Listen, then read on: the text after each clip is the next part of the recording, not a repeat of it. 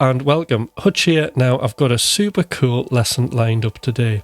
It's going to be about extended arpeggios. I'm going to show you a G major 9 arpeggio, and we're going to do it in a couple of different ways. We're going to use 2-1-2 fingerings, and then we're going to use 3-1-3 to access the upper extensions such as the 13th. But we're also going to add some chromatic notes. So anybody out there, you know, if you've been thinking about using chromaticism, but you've been wondering how to do it, this is going to be a great starting point, and you'll be flying with it in your improvisations in no time at all. But you'll have to stick about till the end for that one. So I think what we'll do is let's just get into it. So first thing to do, let's do G major 9 as a 2-1-2 pattern. So we're going to start here on the 10th fret. Now you can see which fingers I'm using. So what I'll do is I'll just shout out the fret numbers. So what we've got here is we've got first finger on the 10th fret, and then we've got 14, 12, 11, 14, 12, 10, 14. In terms of how the right hand is playing this, I'm using hammer-ons, and I'm also using sweep picking, so I'm crossing the strings with a downward motion. Now in terms of descending, there's two options here.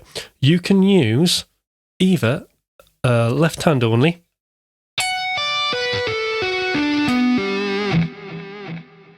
or you can just use your pick. So in other words,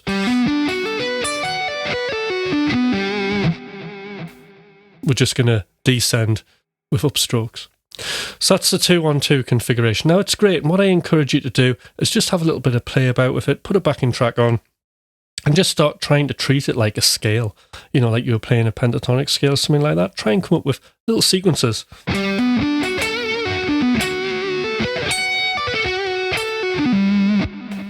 Okay, so do that. Now what we're going to do is we're going to move on to 3-1-3. Now what's interesting about this is we do get an extra extension out of this.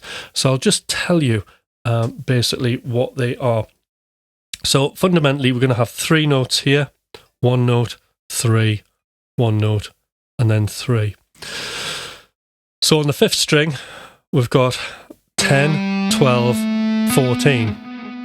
So the notes that we have here are root, and then we have our 9th, and then we have our major 3rd.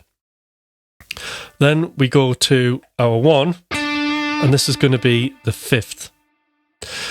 Then we have our major 7th, and then we have a root again. And then we're going to have on the 14th our 9th.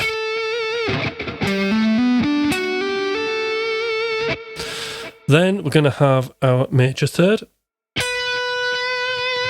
And then we have another 5th, and then we have the 13th, and then finally we have the major 7 again.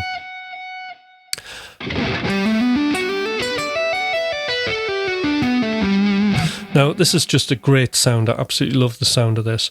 But one thing you have to do is you have to play this rhythmically even. We want to have control over it. What we don't want to do is overemphasize, say, the fact that we've got 3 notes on a string. Unless we want that triplet feel. But other than that, just try and practice it so you've got a good quarter note feel.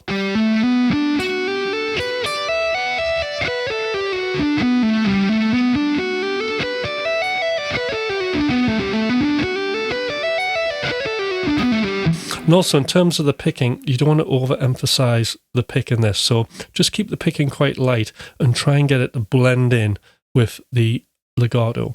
So again, this is a great little configuration for improvising, and you can mix this with the 2-1-2 now. So we'll have something like this.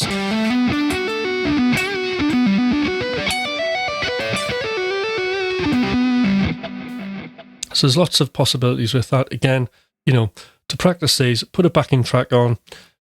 A backing track in G major, E minor, will get you there. But what we want to do is we really want to get things spiced up here. And what we're going to use is some chromatic notes. Now, we're back here at our root position on the 10th fret, 5th string. And all we're going to do is we're going to fill in some gaps. So effectively, this is going to be a 4-1-4 arpeggio. Think of it like that.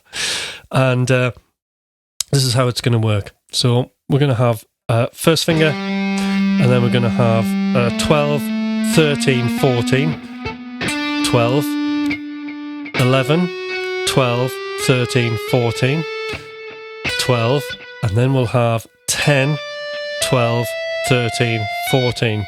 So a lot of chromaticism happening there, but it sounds great. I love the way that this sounds. It really outlines the extensions of the arpeggio, and it'll sound super melodic, but you've got that nice coloration of the chromaticism as well.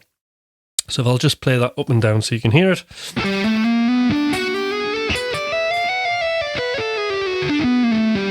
Again, we're trying to keep the rhythm even. We don't want to over-exaggerate the sound rhythmically of where we've got 4 notes against the 1. Now, again, we can mix all of these up. We've got our 2-1-2, we've got our 3-1-3, and now we've got chromatic notes. So again, practicing over backing tracks, think of lines, you know, so...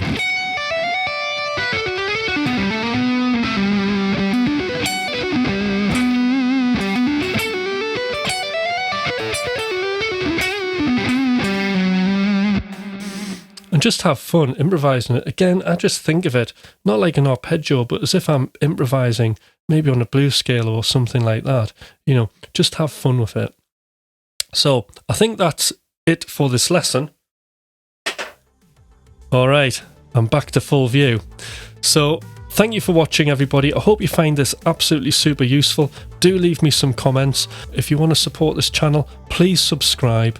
And please get the notifications and give me a thumbs up as well. But other than that, that's enough for me, and thank you for watching.